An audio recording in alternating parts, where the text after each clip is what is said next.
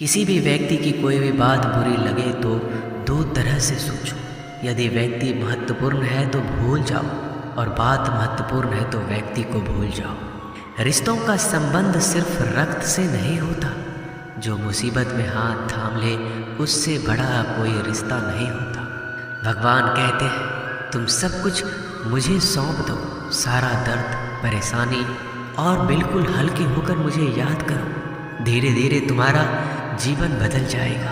हर रोज रात को सोने से पहले भगवान को अपनी पूरी दिनचर्या बता के सोओ। अगर आपके द्वारा किसी का दिल दुखा है तो मन ही मन उससे माफ़ी मांगे। अगर आपका किसी ने दिल दुखाया है तो उसे माफ़ करके सारी चिंताएं भगवान को सौंप कर सो जाए। यकीन मानिए इससे आपकी ज़िंदगी खुशनुमा बन जाएगी। क्रोध बोला हुआ एक शब्द इतना जहरीला हो सकता है कि आपकी 1000 प्यारी बातों को 1 मिनट में नष्ट कर सकता है। सबको हंसाना लेकिन किसी पर भी हंसना मत। सबके दुख बांटना लेकिन किसी को दुखी मत करना।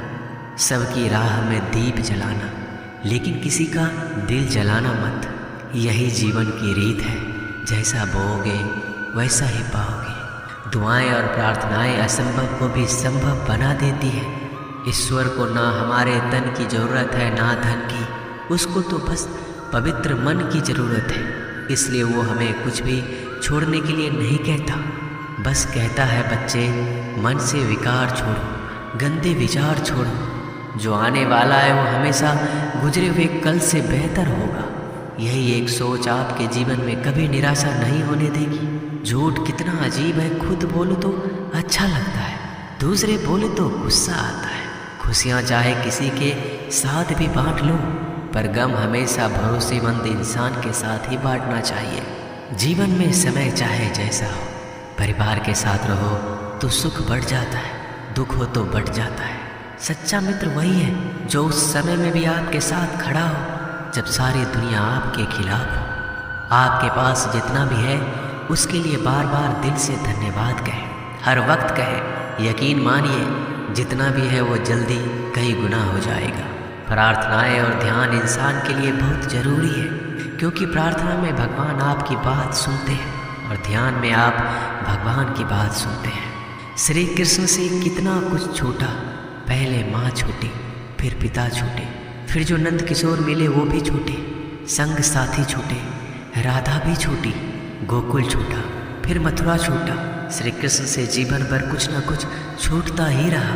नहीं छूटा तो वो था देवत्व, मुस्कान और सकारात्मकता।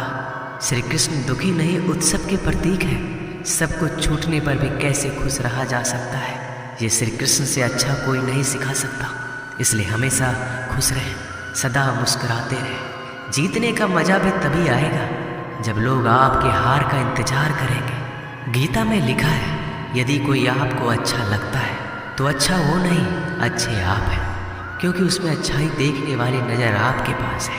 अपनी पीड़ा के लिए संसार को दोष मत दो, अपने मन को समझाओ। तुम्हारे मन का परिवर्तन ही तुम्हारे दुखों का अंत है। सोच और नीयत अच्छी रखिए, फिर आपके कष्ट प्रभु स्वयं दूर कर देंगे। याद रखना, भगवान से कभी उम्मीद छोड़ना नहीं और दुनिया वालों से कभी उम्मीद रखना नहीं। सुख दुख एक सिक्के के दो पहलू हैं। जहाँ सुख होगा वहाँ दुख भी होगा, जहाँ दुख होगा वहाँ सुख भी होगा। इसलिए सुख दुख के बारे में बिना सोचे निरंतर अपने लक्ष्य को प्राप्त करने के लिए प्रयास करते रहना चाहिए। एक बात हमेशा याद रखना, किसी के सामने गिड़गिड़ाने से ना मोहब्बत मिलती है ना इज्जत। इसलिए अपने स्वाभिमान को जिंदा रखो। कोई अगर आपकी किस्मत में होगा तो आपके पास खुद ही चल कर आएगा। दूसरों को हराने का मौका मत दो, बस खुद को आगे ले जाने की जिद पालो। कभी हार ना मानने की आदत ही एक दिन जीतने की आदत बन जाती है। सिर्फ 2 चीज़ें मनुष्य के भाग्य का निर्माण करती है। पहला, स्वभाव। अगर आपके स्वभाव में अच्छाई, विनम्रता और गुण है तो आपका भाग्य चमकेगा। अगर आपका स्वभाव क्रोधी है, आलसी है, तो आपका भाग्य बिगड़ना अनिवार्य है। इसलिए अपने स्वभाव को मधुर और आकर्षित बनाइए। दूसरा, आपकी वाणी। बोलना तो आदमी 2.5 साल की उम्र में ही सीख जाता है, परंतु कब, कहाँ और कैसे बोलना है उसे यह जिंदगी भर भी नहीं समझ पाता। जिसे ये बोलना आ गया कि कब, कहाँ और कितना बोलना चाहिए, समझ लो उसे सफल होने के लिए कोई नहीं रोक सकता। पिता से बड़ा कोई सलाहकार नहीं, माँ की छाँव से बड़ी कोई दुनिया नहीं, भाई से अच्छा कोई भागीदार नहीं और बहन से बड़ा कोई शुभ चिंतक नहीं। इस मतलबी दुनिया से कोई मतलब ना रखो, और मतलब रखना है तो अपने मतलब से मतलब रखो। दुआएं मांगने से किसका भला होता है, मिलता तो वही है जो हमने बोया होता है। तुम नीचे गिर के देखो, कोई नहीं आएगा उठाने, तुम जड़ा मुड़कर तो देखो, सब आएंगे गिराने। एक बात हमेशा याद रखना, अगर शराब की दुकान पर बैठकर दूध पियोगे तो तुम्हें शराबी का ही दर्जा मिलेगा, और किसी मंदिर में बैठ के पानी भी पियोगे तो तुम्हें एक संत का दर्जा दिया जाएगा। इसलिए आप किसके साथ उठते बैठते हो ये बहुत मायने रखता है। अगर कोई आपको नीचा दिखाना चाहता है तो इसका मतलब है कि आप उससे पहले से ही ऊपर हो। जिंदगी जीने के लिए मिली है, इससे लोग क्या सोचेंगे यह सोचने में बर्बाद मत करो।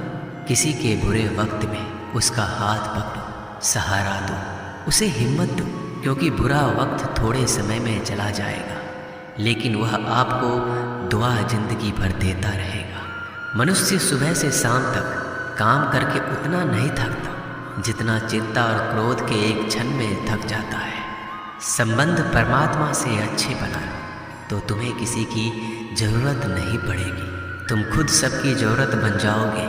सलाह देने तो हजारों आते हैं, लेकिन जब साथ देने की बारी आती है तो केवल भगवान आते हैं। जीतने के बाद तो सारी दुनिया गले लगाती है, क्योंकि जो आज आपके साथ है वह कल आपके खिलाफ हो सकते हैं। बिना मतलब के कोई आपकी इज्जत नहीं करेगा, लेकिन खुद को इतना काबिल बनाओ कि लोग बिना मतलब के भी आपका इज्जत करें।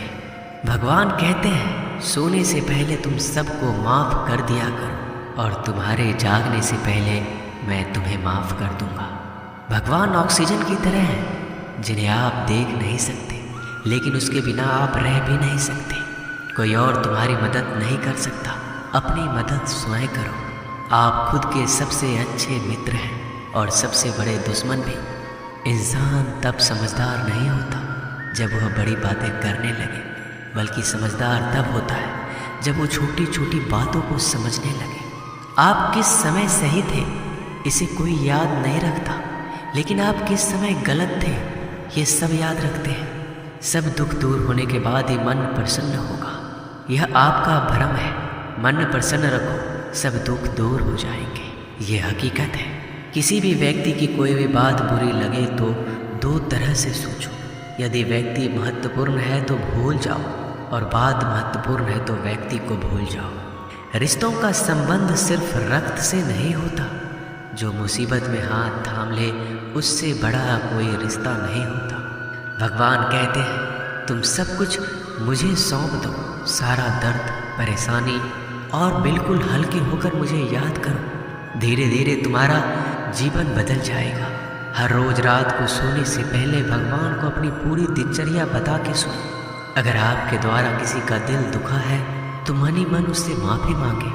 अगर आपका किसी ने दिल दुखाया है तो उसे माफ़ करके सारी चिंताएं भगवान को सौंप कर सो जाए।